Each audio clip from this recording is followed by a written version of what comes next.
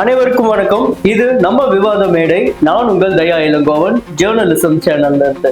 இன்னைக்கு நம்ம கூட பூக்கட்சியில இருந்து பல பேர் இணைய இருக்காங்க. அவங்க யார் யாரு அப்படின்னு பார்த்தோம்னா, பரிமளா ராதாராமன், தெலுங்கிசை சுந்தரராஜன், ஆர் காஜா மற்றும் தென்னாமலை. இவங்க மட்டும் இல்லாம நம்மளுடைய ஒளிப்பதிவாளர நாம் ஒரு இடத்துக்கு போக சொன்னா அவர் பாட்டுக்கு ஏதோ ஒரு இடத்துக்கு போயிட்டு லைவ்ல அப்பப்ப ஜாயின் பண்ணுவாரு. வணக்கம் மேடம். வணக்கம், நான் தான் உங்க பரிமளா ராஜாராமன்.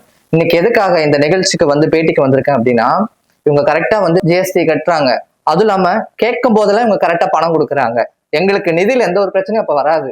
அப்போ அந்த ஒரு காரணத்துக்காக மட்டும்தான் நான் இங்க பேட்டிக்கு வந்திருக்கேன். கேளுங்க.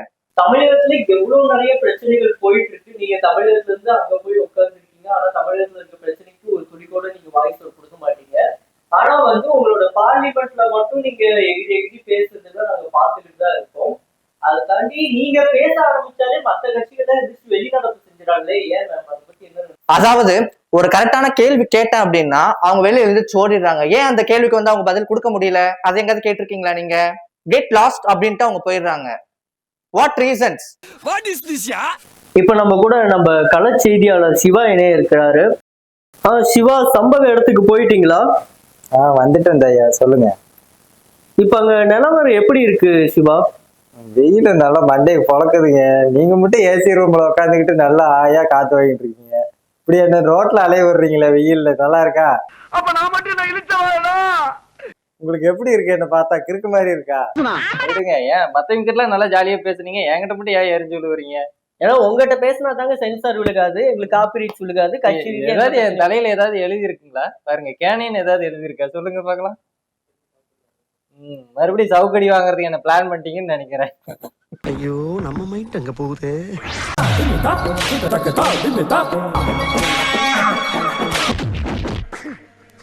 நீங்க இங்க வந்தது ரொம்ப சந்தோஷமா இருக்கு மேம். இப்ப என்னன்னா, தமிழகத்துல மறுபடியும் நீட் பிரச்சனையை கொண்டு வந்திருக்காங்க. அந்த நீட்டை பத்தி நீங்க என்ன சொல்ல வரீங்க? உங்களோட கட்சி சார்பா அதுக்கான பதில் என்ன? தமிழ்நாட்டின் பொறுத்த மட்டில் நானும் மருத்துவத்துறையில் பணியாற்றிக் கொண்டிருந்தேன்.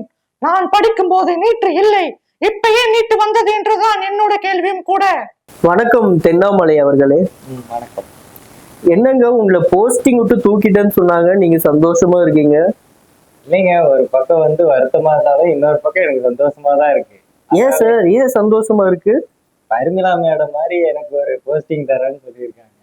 அதாவது பல்லுலாம் தெரியுதுங்களாக்கும். எனக்கும் அதே டவுட் தான் மேம். உங்களோட பூக்கட்சி ஆட்சியில் இருக்கப்பதான் அந்த நீட் அப்படிங்கிற பிரச்சனை வந்துச்சு.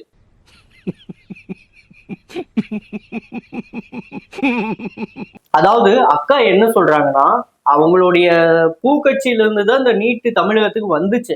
அது எப்படியாவது தடுக்கணும் அப்படிங்கிறதுக்காக அக்கா பெரும்பாடு பட்டாங்க அப்படின்னு சொல்றாங்க. அப்படித்தானக்கா? நான் அப்படிலாம் சொல்ல வரல. கேட்கிற கேள்விக்கு நான் பதில் எதிர்பார்ப்பேன். அப்போ நான் இந்த இடத்துல இருக்கிறேன்னா கரெக்டான ஒரு கேள்வி மட்டும் தானே கேட்பேன். அதை நீங்க பேஸ் பண்ணுங்க. எதுக்கு எழுந்திரிச்சு ஓடுறீங்க?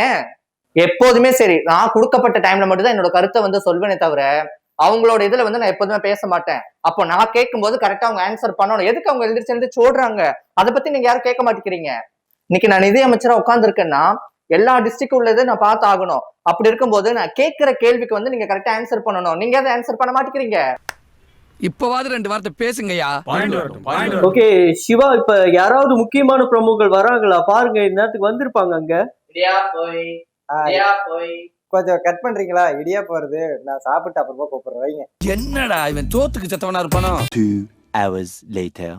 மேலும் தகவலுக்கு நம்ம கூட சிவா இணைஞ்சிருக்காரு. சொல்லுங்க சிவா.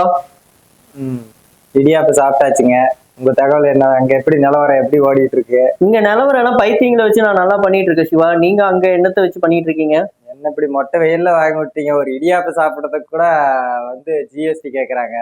இதனால ஜிஎஸ்டி போட்டதுனால ப்ராப்ளம் என்னன்னா, இந்த ஏழை மக்களுக்கும் நடுத்தர மக்களுங்களுக்கு தான் கஷ்டமா இருக்கு. இந்த வசதியா இருக்கிறவங்க பாரு, அவங்களுக்கு எல்லாம் எந்த கஷ்டமும் இல்லை ஜிஎஸ்டினால. இதனால கஷ்டப்படுறது இந்த ஏழை மக்களும் இந்த நடுத்தர மக்களும் தான். இதுக்கு ஏதோ ஒரு இந்த ஜிஎஸ்டி போட்டவங்க இங்கதான் இருக்கிறாங்க. நீங்க அவங்க கிட்ட கொஞ்சம் பேசுவீங்களா சிவா? தகவலுக்கு நன்றி, மிக்க நன்றி, வைங்க போனேன். அத்தே கண்ணுல பட்டுதான் என்ன ஆயிருப்பேன்? தார் ஆயிருப்போமே. ஏனென்றால் கல்வி முக்கியமான ஒரு விஷயம். அப்படி கல்வி இல்லை என்றால் இன்று நான் மருத்துவராகவே வந்திருக்க முடியாது. எத்தனை உயிர்களை நாங்களும் காப்பாற்றிக் கொண்டிருக்கிறோம். ஏனால் இந்த விஷயம் பெரிய விஷயம். எல்லாருக்கும் கல்வி வேண்டும் என்ற ஒரு காரணத்திற்காக மட்டுமே தான் இந்த நீட்டை நாங்கள் கொண்டு வந்தோம். ஆனால் இதில் இவ்வளவு சிக்கம் இருக்கும் என்று சொன்னிருந்தால் நாங்கள் கொண்டு வந்திருக்க மாட்டோம். முழுமையாக இந்த கட்சியின் மூலமாக தற்போது இந்த நீட்டு இதுடன் தொடங்காது என்பதையும் இந்த சட்டசபையில் நான் நிரூபித்துக் கொள்கிறேன். மேம் இது சட்டசபை இல்ல, சட்டசபையில பேசுற மாதிரி வந்துருச்சு, அதை கண்டுக்கூடாது, விட்டுரு. ஓகே. இதெல்லாம் கண்டுக்கிறப்படாது. இப்ப நடுராத்திரி ஒரு மசோதாவை நீங்க கொண்டு வந்தீங்க. அதுக்கு தமிழகத்துல இருக்க சூரியன் கட்சியோட தலைவர் வந்து ஒரு கருப்பு கலர் பேட்ச் குத்தி ஒரு மிகப்பெரிய எதிர்ப்பா காட்டியிருக்காரு. இத பத்தி நீங்க என்ன நினைக்கிறீங்க? அதாவது நான் என்ன சொல்ல வரேன்னா, அந்த மாதிரிதானே இருக்கு உங்க கதை. அன்னைக்கு வந்து நாங்க போராட்டம் பண்ணோம், சாலை மறியல் பண்ணோம், ரோட்டை மறைச்சோம், எல்லாம் பண்ணோம், செஞ்சோம். But I thinking one more actually வந்து பாத்தீங்க அப்படின்னா, இப்ப வந்து ஒரு பேட்சை குத்திட்டு நீங்க வந்து ஒரு போராட்டம் சொல்றீங்க, இது சாத்தியமா இருக்கிறதுக்கு வாய்ப்பு இல்லை. அன்னைக்கு நாங்க எவ்வளவு போராட்டங்கள் வந்து நாங்க ரோட்ல நின்னோம், சாலை மறியல் பண்ணோம், உண்ணாவிரதம் முதற்கொண்டு இருந்தோம், குழந்தைகளோட வந்து உண்ணாவிரதம் இருந்தோம். இதெல்லாம் ஒரு பெருமையா பாஸ்? எனக்கு பெருமைடா எருமை. மேம் இப்ப அடுத்து வந்து செம்மொழி மும்மொழி கொள்கையை வந்து கொண்டு வந்திருக்காங்க. உங்களுடைய தலைமை தான் அதையும் கொண்டு வந்திருக்காங்க. அதை பத்தி நீங்க என்ன நினைக்கிறீங்க?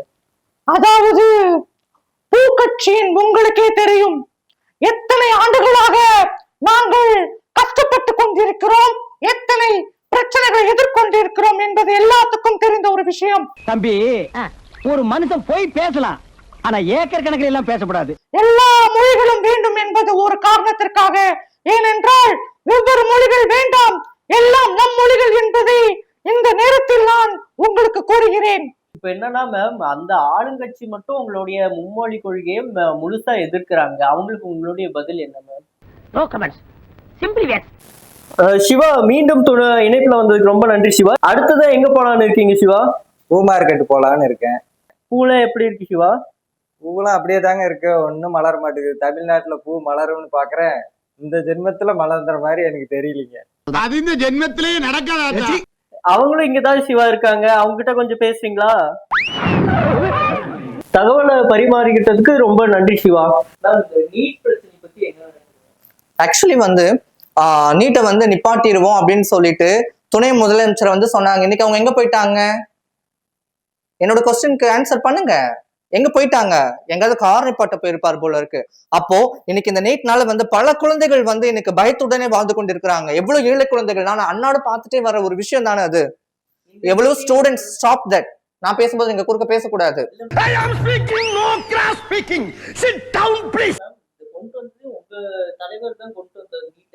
இருந்தாலும் நான் சொல்றேன், எவ்வளவு ஸ்டூடெண்ட்ஸ் வந்து இன்னைக்கு வந்து படிக்க முடியாம கஷ்டங்கள்ல இன்னைக்கு அன்றாட நான் போய் ஒரு இடத்துல இறங்கி நான் பாக்குறேன், அந்த குழந்தை வந்து இன்னைக்கு இளநி வெட்டி அந்த ஃபேமிலி பார்த்துட்டு இருக்கு. நீட்ன்ற ஒரு விஷயத்தை ஏன் கொண்டு வந்தீங்க? அப்படியா? இந்த டைலாக் சொல்லவே இல்லையப்பா. ஒரு அசிங்கமாய் போச்சு குமார். தென்னாமலை சார், இப்ப வந்து நடிகர் கட்சியில இருந்து அவங்க இந்த புதுசா வந்த மசோதாவுக்கு எதிர்ப்பு தெரிவிச்சிருக்காங்க. இத பத்தி நீங்க எப்படி பாக்குறீங்க? இத பத்தி உங்களுடைய கருத்து என்ன? நான் சொல்றது என்னன்னா, வீட்டுக்குள்ளாரியே உட்காந்துக்கிட்டு எங்க வந்து கட்சியை பத்தி பேசினாலும் வெளியே வந்து எதுவும் தெரிய போறது கிடையாது. எதா இருந்தாலும் வெளியில வந்து என்ன மாதிரி நல்லா தைரியமா பேச சொல்லுங்க, அப்பதான் என்ன மாதிரி கொஞ்சம் பெரிய ஆளாக மாட்டீங்கன்னா. எப்படி நீங்க இப்ப போய் மேல சென்ட்ரல் உட்காந்தீங்களா? ஆமாங்கண்ணா, அப்படிதாங்கண்ணா. அது மாதிரி வந்து பேச சொல்லுங்க, எங்களை மாதிரி தைரியமா வந்து வெளியில. கச்சத்தீவு பிரச்சனை, இத பத்தி உங்களோட கட்சி ரீதியா யாரும் பேசவே இல்லை. உங்களுக்கு இதுக்கு சம்மந்தமே இல்லை. இருந்தாலும் வந்து மத்த கட்சிகள் இதை வச்சு பந்தாடிக்கிட்டு இருக்காங்க. நீங்க சொன்னாதான் கரெக்டா வரும். உங்களதான் யாரும், உங்களை அடிச்சாதான் யாரும் கேட்க மாட்டாங்க. இந்த கச்சாத்தீவு பிரச்சனை ஆண்டுகளாக தொடர்ந்து கொண்டிருக்கிறது. ஆனால் எங்கள் மீனவர்கள் என்ன செய்வார்கள்? அப்படி என்றால் நீங்கள் உங்க எல்லைக்கு வரக்கூடாது என்றால் கடல் நடுவில் ஒரு கோட்டை கட்டுங்கள், இல்லை என்றால் ஒரு கேட்டை போடுங்கள். புரியுதா? பிரேமுக்கு நடுவில் ஒரு கோடு இருக்கு மேம், அதை மறந்து கையை இங்க விட்டு. இந்த பார்டரை தாண்டி நீயும் வரக்கூடாது, நானும் வரமாட்டேன். கடல் நடுவில் நாங்கள் வரக்கூடாது, உங்க எல்லைக்கு வரக்கூடாது என்றால் கடல் நடுவில் வந்து நீங்கள் ஒரு கேட்டை போடுங்கள், இல்லை ஒரு செவரை கட்டுங்கள். எங்கள் மீனவர்கள் அதனுடன் வந்து திரும்பி விடுவார்கள். ஆனா கடலில் எல்லாம் பொதுவுதானே. அதை நான் இந்த நேரத்தில் வந்து பதிவு செய்யக்கூடிய ஒரு விஷயம். அந்த செவரு கட்டுறதுக்கு ஒரு அமௌண்ட்டை போட்டு அதுலயும் ஒரு அமௌண்ட்டை ஒருத்தங்க வந்து சுரண்டி எடுப்பாங்க. அதுதானே மேம்? அதுக்கு வந்து நிதி அமைச்சர் உட்கார்ந்து கொண்டிருக்கிறார். நீங்கள் அந்த கேள்வி அவங்கள்ட்ட கேட்கணும், என்கிட்ட நீங்க கேட்க கூடாது. வராதீர்கள் தம்பிகளே. சரி சரி, வகுந்து விடுவேன். சரிங்க, எழுத்தாணியை சங்கிலே குத்தி விடுவேன். இப்ப தென்னாமலை சார், உங்களுக்கு இந்த விஷயத்துக்கு சம்மந்தம் இல்லை, இருந்தாலும் நாங்க கேட்கிறோம். இந்த நெல் மூட்டைகள்ல அடுக்கி வச்சு ஒரு இடத்துல வந்து நிறைய மழை பெஞ்சு அது நாசமா போயிடுச்சு. அதை பத்தி நீங்க என்ன நினைக்கிறீங்க சார்? ஏன்னா இதுக்கு போய் ஒரு தார்பாயை போட்டு மூடி இருந்தா நடையாம பாதுகாப்பு பண்ணியிருக்கலாம்.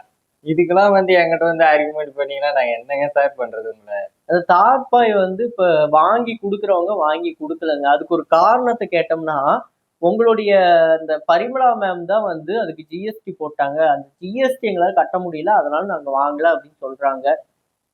நீங்க என்னென்ன சொல்றீங்க இதுக்கு? அம்மா சொன்னா அது கரெக்டா தாங்க இருக்கும். ஜிஎஸ்டி நீங்க கரெக்டா கட்டுங்க. கட்டியிருந்தா நீ ஏங்க தார்பாய் வாங்குறதுக்கு காசு ஜிஎஸ்டி போடாம இருக்கு போறாங்க. தார்பாய் வாங்குறதுக்கு காசு அதுக்கு போகுது. வாங்கி போட்டு மூடுங்க, மழை வராது நாளைஞ்சு.